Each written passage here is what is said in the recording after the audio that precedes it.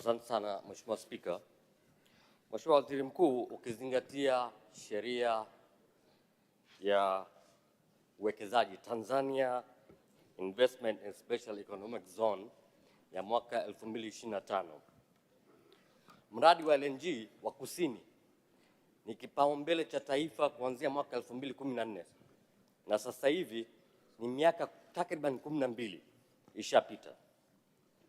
Ni zuio lipi la kisheria au la kisera ambalo linasababisha mradi huo usitekelezwe? Asante sana. Mheshimiwa Waziri Mkuu. Mheshimiwa Spika, kwanza ni mpongeze Mheshimiwa mbunge kwa kufuatilia jambo hilo kubwa lenye maslahi mapana kwa nchi yetu.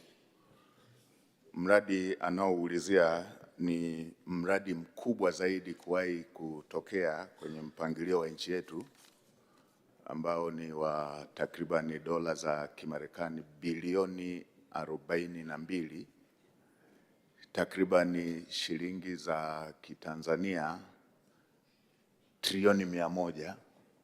Ni mradi mkubwa. Niseme kwamba hakuna zuio la kisheria wala kikanuni linalofanya mradi huo usitekelezwe.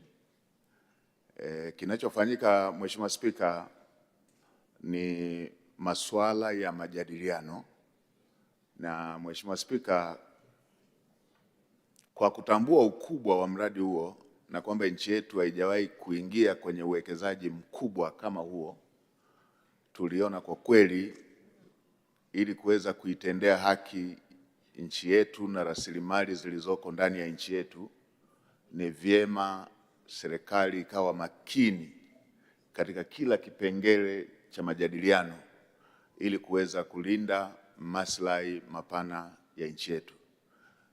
Lakini neno la faraja kwa Mheshimiwa mbunge na bunge lako tukufu ni kwamba majadiliano yanaendelea vizuri na yako hatua nzuri, na yanasonga mbele na yanaelekea kuhitimishwa. Na ni vipengele vichache ambavyo bado viko kwenye hatua za umaliziaji wa majadiliano ili kuweza kuhakikisha kwamba sasa tunaenda kwenye utekelezaji wa mradi huo mkubwa. Mheshimiwa Spika, vipengele ambavyo vilikuwa vinajadiliwa ni vingi, lakini baadhi tu ambavyo tulikuwa tunatamani kama nchi lazima pia viangaliwe pamoja na yale mengine makubwa. Lakini baadhi ya vipengele vingine ambavyo navyo tuliona tuviangalie ni lazima iwepo angalau 3% ama zaidi ya gesi itakayozalishwa itumike ndani ya nchi.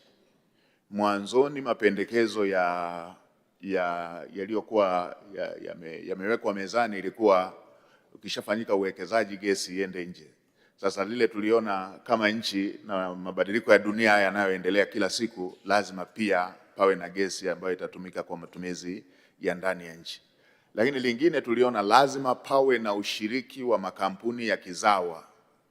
Mheshimiwa Spika, mara zote Mheshimiwa Rais amekuwa akielekeza kwamba ili tujenge uchumi ulio imara na tax base iliyopana lazima tuyajengee uwezo makampuni ya kizawa. Kwa hiyo hilo na lenyewe lilikuwa moja ya jambo ambalo ilikuwa lazima lizingatiwe katika makubaliano yatakayofanyika. Na Mheshimiwa Spika, kwa kuwa jambo hili ni kubwa, punde litakapokuwa limekamilika tutaendelea kutoa taarifa hata hapa bungeni ili kuweza kuhakikisha kwamba bunge lako tukufu nalo linajua nini serikali inafanya kwenye jambo hili kubwa.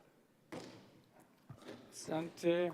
Mheshimiwa Timida Mpoki Fyondo.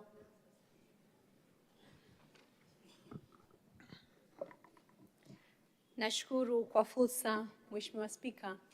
Mheshimiwa Waziri Mkuu, kwa mujibu wa takwimu mbalimbali za kitaifa, kati ya vijana 600,000 hadi vijana 1,000,000 wanaingia katika soko la ajira kila mwaka, huku ajira zinazozalishwa zikiwa hazina uwiano mkubwa na vijana wanaoingia katika soko la ajira. Je, serikali ina mkakati gani wa kuwawezesha vijana kuwekeza na kuwaunganisha vijana na wawekezaji mbalimbali ndani na nje ya nchi ili kuweza kukuza wigo wa ajira zao?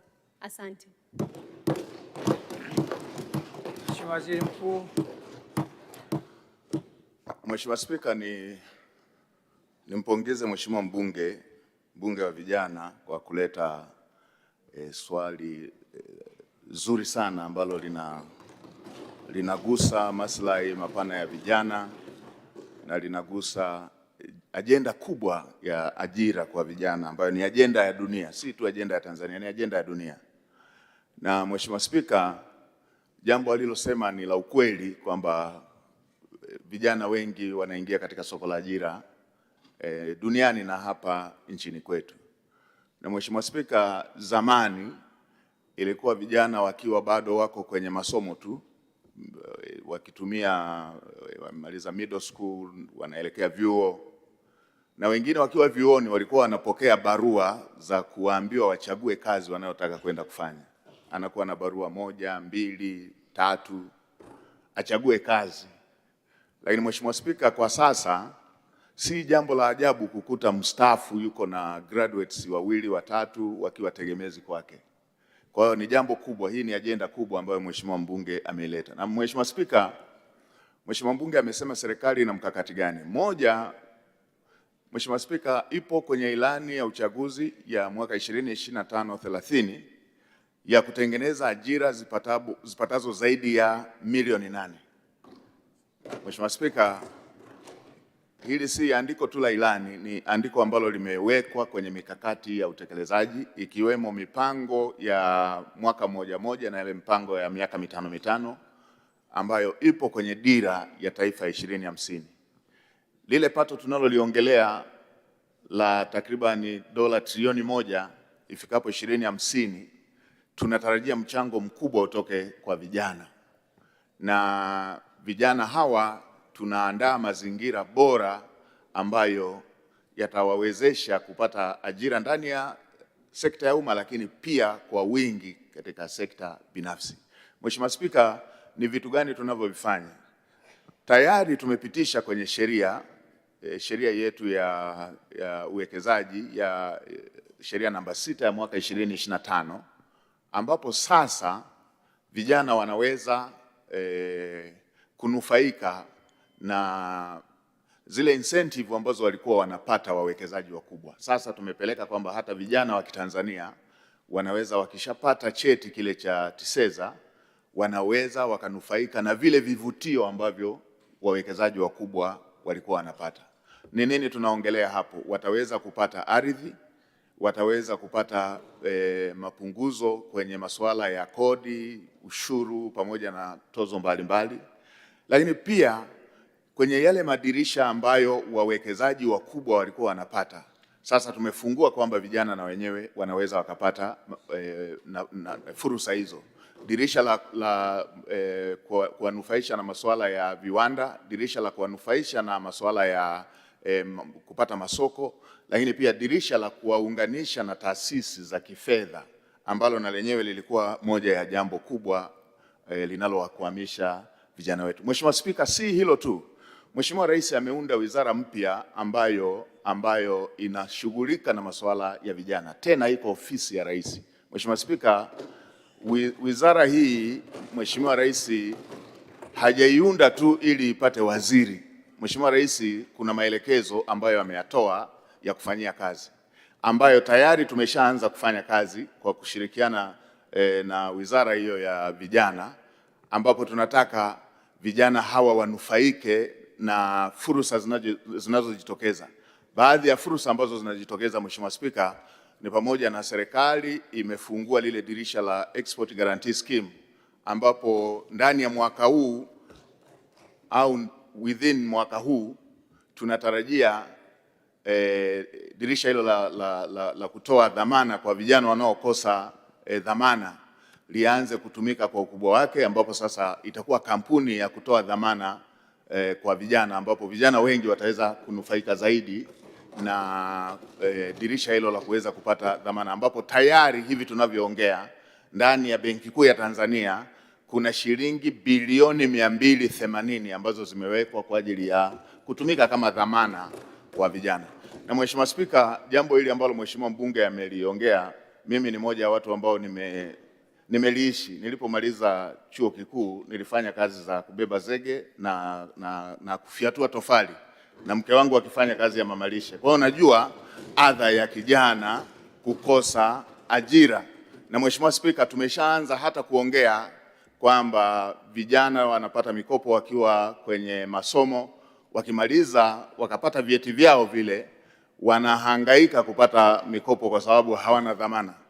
Tumeanza kuwaza kupitia maelekezo yale ambayo Mheshimiwa Rais aliyaelekeza kutafuta namna ya kuamua vijana hawa. Mheshimiwa Spika, tumeanza kuwaza kwamba kijana aweze kutumia cheti chake kile alichohitimu kuweza kukopa.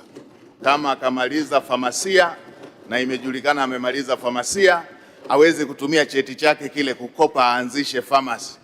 Kama amemaliza uhandisi na ana cheti chake cha uhandisi, anahitaji vifaa vya umeme, aweze kutumia cheti chake kama dhamana, aweze kupata mikopo hiyo. Kwa hiyo jambo hili tutalileta hapa bungeni, Mheshimiwa Spika, tutakapokuwa tumemaliza hiyo sheria ambayo tunataka itengeneze kampuni ya kutoa dhamana, lakini pia ya kuweka dhamana mali ambazo zinaweza zikahamishika. Mheshimiwa Spika, nakushukuru. Ni swali zuri na serikali inafanyia kazi kwa ukubwa wa ajenda hiyo ya ajira kwa vijana.